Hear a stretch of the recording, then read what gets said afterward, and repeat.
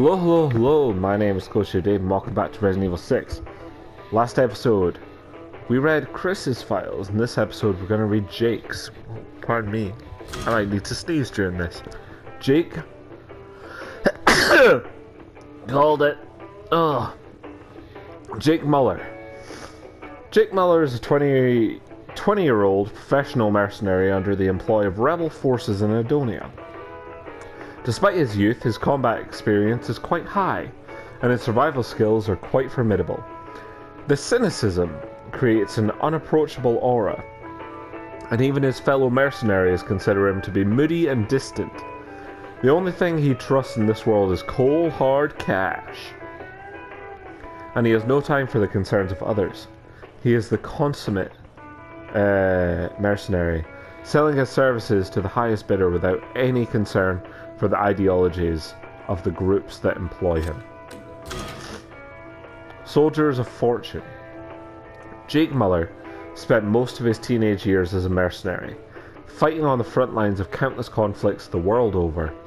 The first group of mercenaries he joined taught him everything he needed to know about armed and unarmed combat. Pardon me. His trainer was strict and demanding, but treated him almost like a son, and Jake found himself able to feel a sense of attachment to him, something he had only previously felt for his mother. Unfortunately, that mercenary was actually a double agent who sold out the whole unit. After being betrayed by his father figure, Jake put his faith in the only person who had never let him down, himself. Any compassion in his heart was lost, and he drifted from war to war as a soldier of fortune. Ustanak. Ustanak is a powerful creature dispatched by Neo Umbrella to capture Jake Muller. Ustanak is derived from the Serbian word for revolution.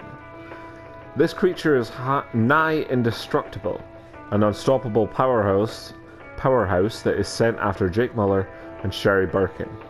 The creature has a metallic structure on its right arm for restraining targets. Once a target has been apprehended, the creature can use one of the syringes on its arm to take tissue samples from the target.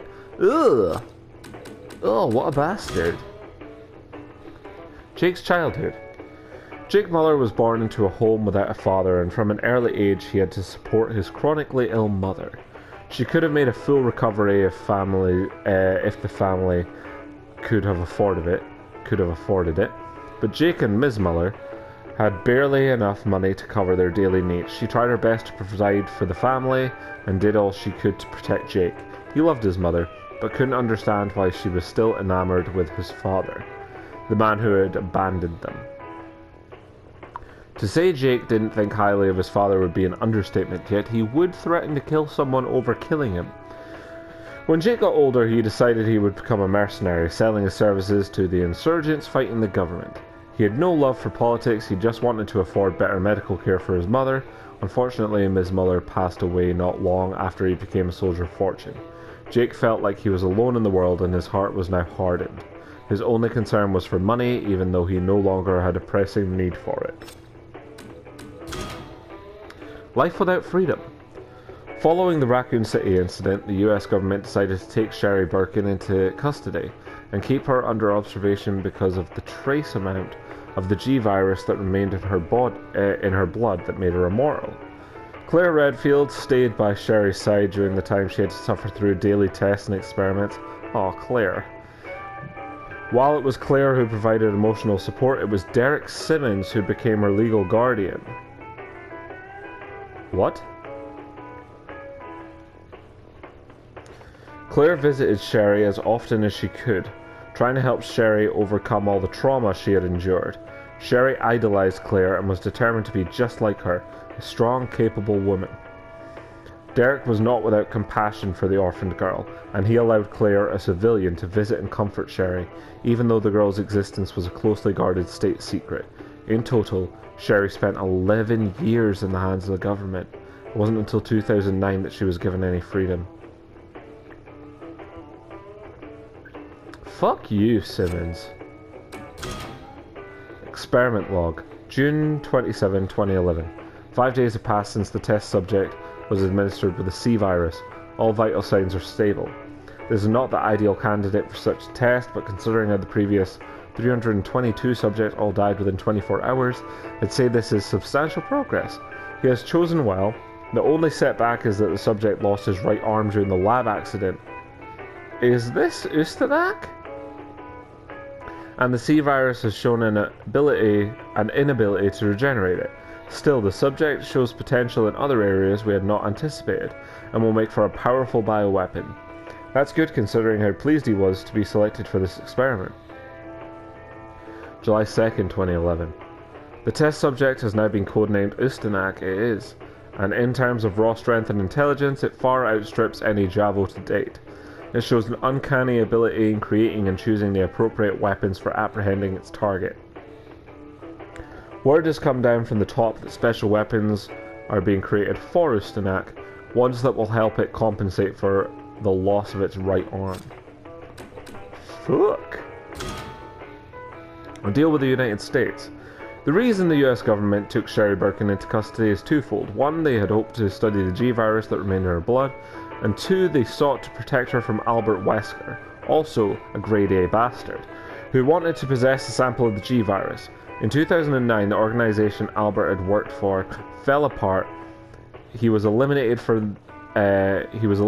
the BSAA on a mission in Africa. Yeah, he fucking was. Sherry was thus freed from the threat posed by Albert and his organization. Oh, I see. She only got out because we killed Wesker. Huh. The government offered her a sample to leave their protective care. Offered her a chance to leave their protective care if she agreed to come work for them. Sherry learned of how bioweapons had caused the deaths of countless people around the world, and she couldn't bear to think of others enduring what she had experienced as a child. She readily agreed to work as a special agent under the direct supervision of Derek C. Simmons. Agent Birkin's latest assignment is to find Jake Muller, the only known living individual with C virus antibodies, and escort him back to the United States. C virus vaccine. Anti-C is the tentative name given by the US government to the vaccine for the C virus created from the blood work of Jake Muller. When this vaccine is administered to a person not yet infected by the C virus, that person will be given immunity to the virus. That's pretty good. The vaccine, however, only shows a very low success rate in helping people who have already been infected, and only if those people have not displayed any characteristics unique to the Javo. Pardon me. Usually administration at this stage is fatal.